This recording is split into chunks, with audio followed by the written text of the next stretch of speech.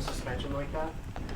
Yeah, I think so. I think that's like the beauty of the Pro Tune and what we were talking about with how it's tuned specific for every chassis. So like we don't change it from course to course, and that's where Joe, like having a chassis specific tune, is making that like huge leap forward in like the bike's control, traction, every like how it tracks the ground, everything for every level of rider. I think that's kind of like the main point of what we're saying about how we use it on the same chassis on every track. Great fill, like across the board. It's not like I don't feel like we're, compromising here to like feel better here.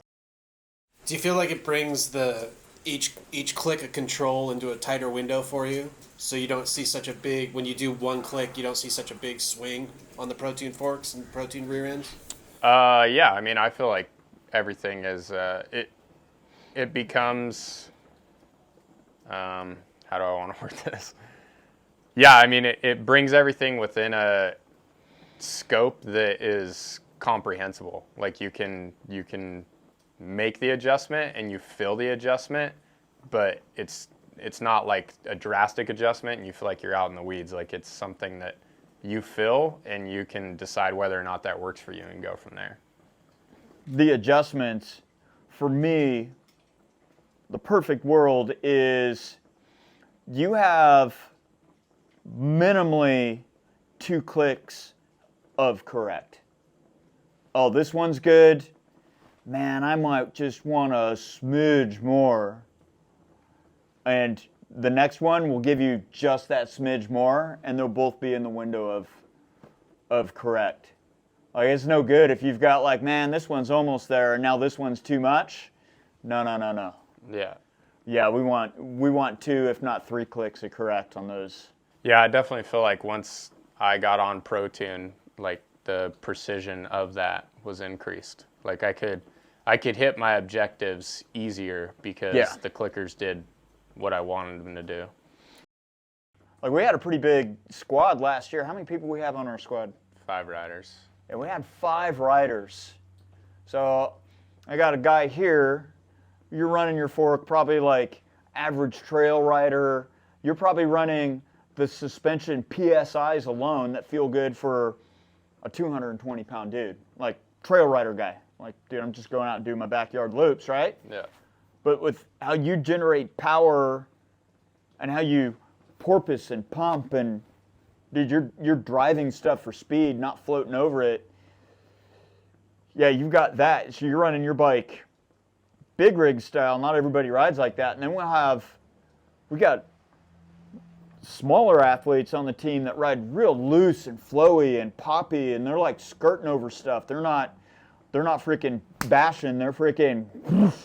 Yeah, creating speed in different ways. Yeah, they're creating speed. They've got a different method for creating speed, and yeah, we're legitimately like on the forks. We'll play around within a pretty small window. Like there's a fundamental objective that we hit. Like, cool, let's take care of this, and then let's have it dialed in. But there's a pretty small window on end rider tuning that's done on these forks. But man, I run a smidge more aggressive on you than I run on the light flowy guys.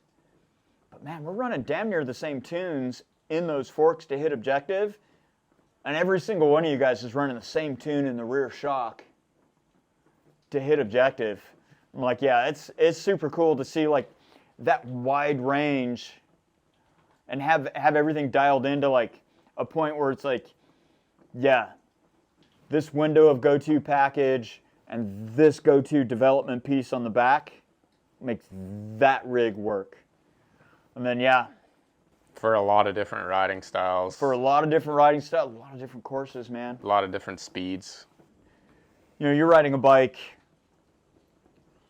through all of its different windows. Like, most people have like one riding style and that's kind of what they do, and then as you get advanced you start getting into other riding styles, but you have like kind of your general theme that you ride on. But I mean, you guys seem like you're across the board. Sometimes you're parked in the back seat and sometimes you're sitting on the handlebars, freaking like you're asking that suspension to do a lot through its full freaking through its full stroke. Yeah, I feel like that's one thing that you're able to accomplish for sure with the tuning that you do is balance throughout the travel and throughout all speeds. Yeah. Like you've touched on trying to get the bike to work at big speed, but we also have to have the bike work at low speeds too. You got to go slow for techie stuff and whatnot. So yeah, you got to have it work throughout. Yeah. yeah, which we've accomplished on this chassis for sure. Let's talk about that fork.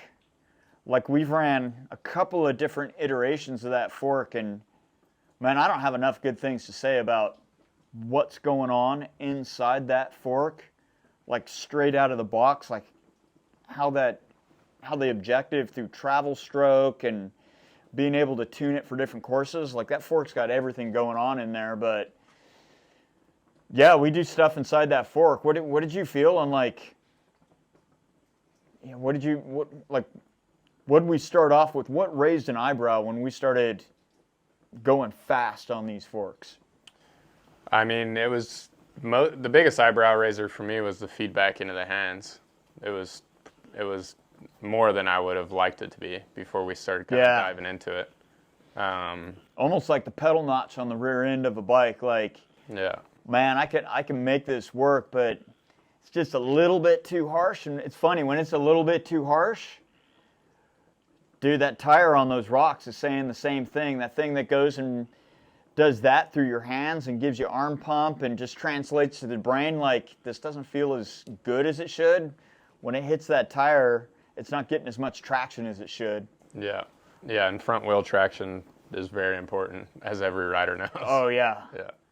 Yeah, you're going to come in hot through chatter and set up for a turn. When you hit the brakes, you need that front wheel to do what it's supposed to do and track like it's supposed to. And yeah, it's funny. These forks get just a little bit of, we take just a little bit of the edge of that travel or the edge of that chop out of it.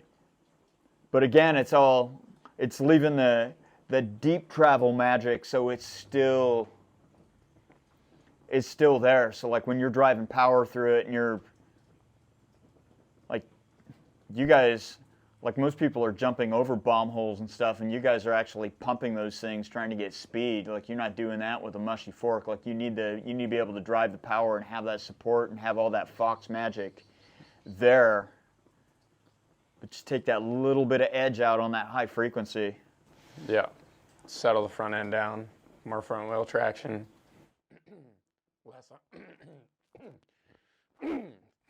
Less arm pump. All good things. Like, what's a big enduro day? Let's talk about effort. How much climbing is that on those days? I mean, it depends on the venue, but like, let's just talk a big dog. We'll go to little ones. What's a big dog? I mean, in world level racing, it was like close to 6,000 feet of climbing. And how much descending?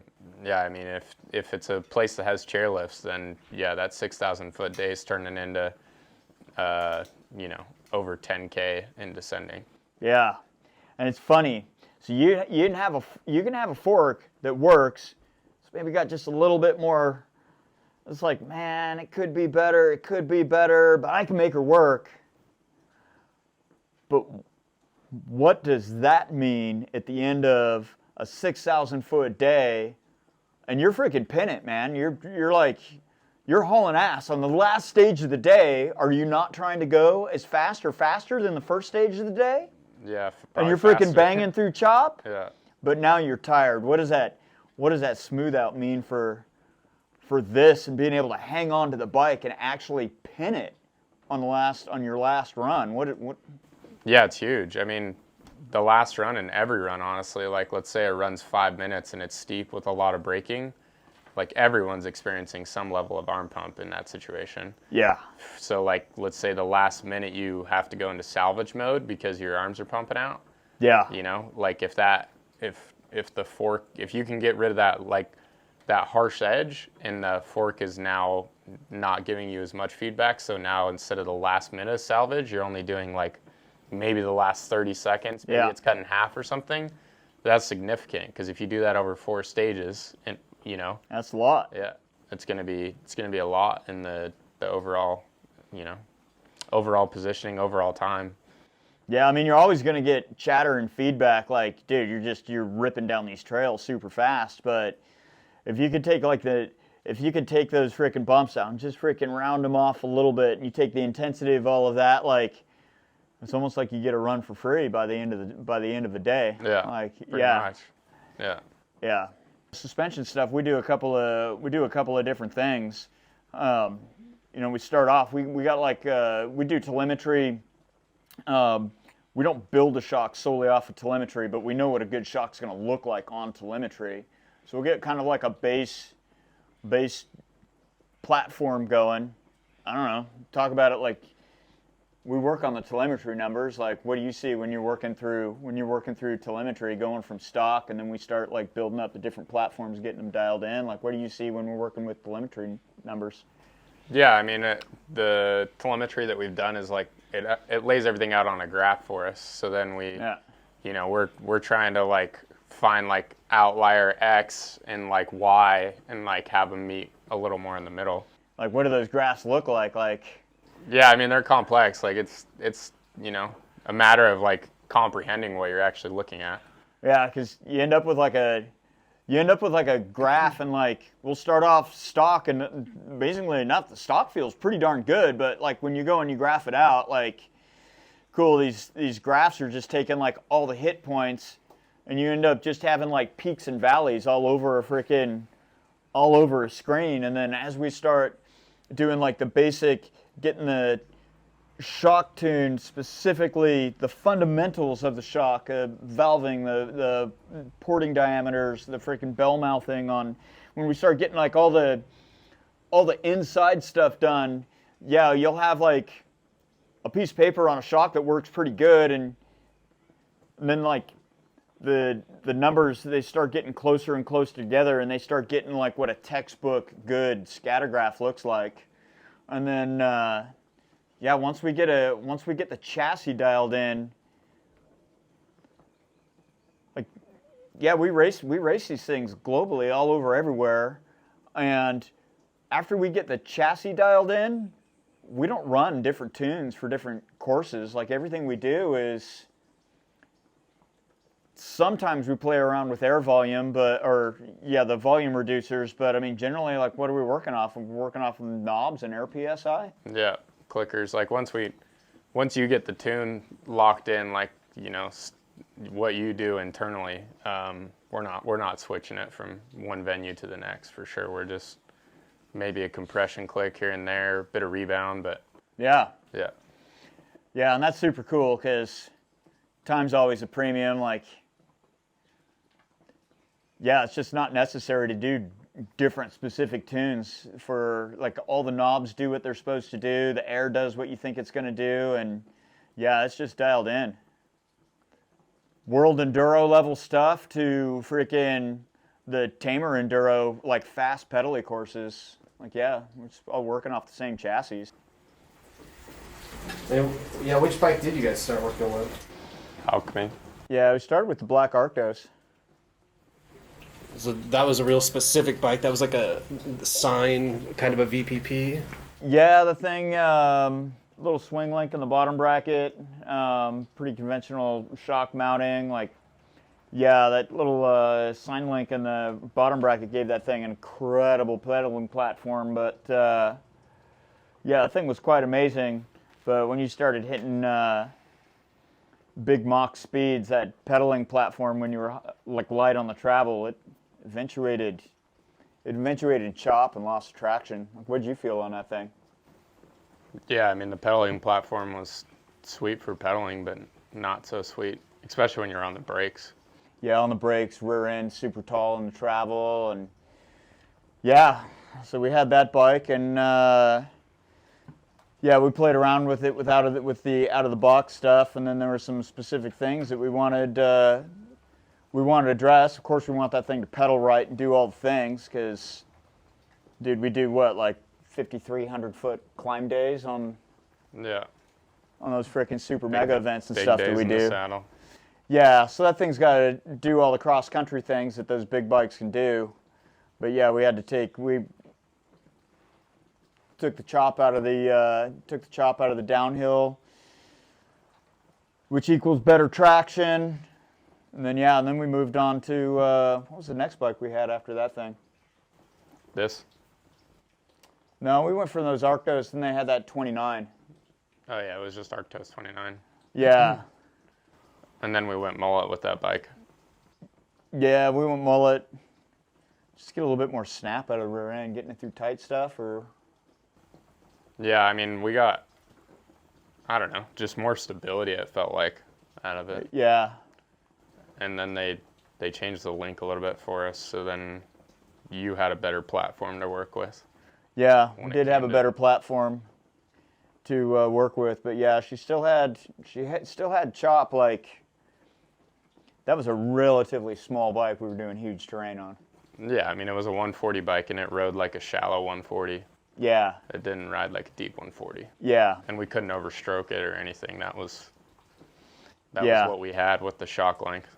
So having that suspension, that was a fundamental thing. Having that suspension be optimized for that chassis was super, super important to hit the ground speeds and run the pace. And yeah, it was interesting from 29 to 27.5, just the way those wheels worked with the bike that actually affected how that thing was tuned and whatnot.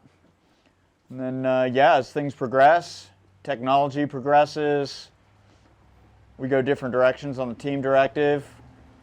What was after that campaign? That's when we moved over to those guys, eh? Yeah. Yeah, that's when we got on the Enduro chassis, Specialized. What goes into when you get on a new chassis? What goes into the data end of, yeah, this is what we need to address and how we're going to address it with the Fox suspension? Well, that's kind of an interesting one because, like, cool, you have the baseline kinematics of the frame, like where's the pedal bump that's going to make that thing pedal efficiently. How has the suspension designer achieved an effective pedaling platform? There's a couple different ways you can do it. How did they achieve their pedaling platform? And then mating that up with, like, on the shock offerings, there's a couple of different ways these boys can get these shocks for these bikes. But then how can we go in there and maintain the pedaling efficiency but get that soft, supple hit? Like, because the shock needs to do some pretty... The shock is very specific in what it needs to do as it's working through that pedal platform at super high shaft speeds. Like, it's a lot different than what it needs to do when it's pedaling. Like, that pedaling efficiency happens through the frame. Oops. Until noisemaker. Noisemaker's doing his thing. No hug for that guy. Okay, but yeah, when those pedaling ramp rates in particular start having super high shaft speeds, and then it goes into the normal downhill progressive rate, like, you're asking that shock to do two very different things. Being able to hit those two objectives, that's what's cool on the Fox chassis, is the engineering on those shocks. Dude, it's all there inside it. Like, I've got multiple compression, multiple rebound platforms that they have incorporated into their shocks, and then they have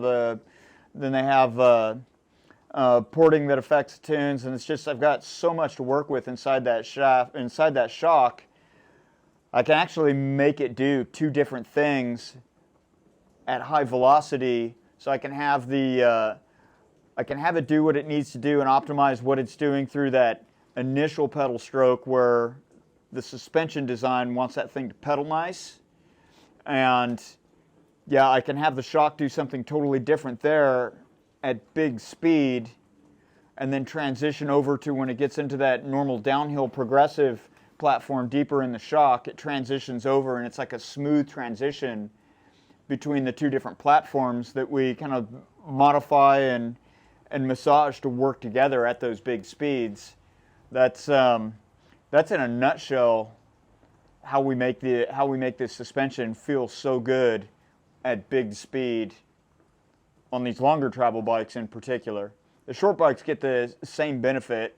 Like you'll have a short travel, kind of rigid cross-country feeling bike, and then we do the same thing with those. Like, yeah, you maintain all the short pedal things, but when it goes up to big speed, it's like, as far as like what that rear wheel, how that rear wheel's behaving, and what the rider sees is a nice, smooth, even performance window on the rear shock. And it's like, for your end of things, like when you're riding these bikes fast, when they feel good, what's that mean for the wheel traction? Velcro. You just don't, you want it to maintain tracking the ground, so. Yeah, it's like when the shock ends up feeling good, the reason it feels good is because it's working good. Yeah. The wheel's not getting chatter deflection coming off of rocks. It's just freaking glued to the ground beginning to end. The reality is it's got to feel good. Yeah. And it doesn't just need to feel good, it needs to be working good, because you're pushing like, cool, if it feels good, what are you going to want to do? You're going to want to go faster. Well, it does no good if it feels good, but it doesn't allow you to go faster. It feels good because you can go faster, which means you go faster, and then you feel even better because you're going faster. What have you seen? That was it right there. So you're obviously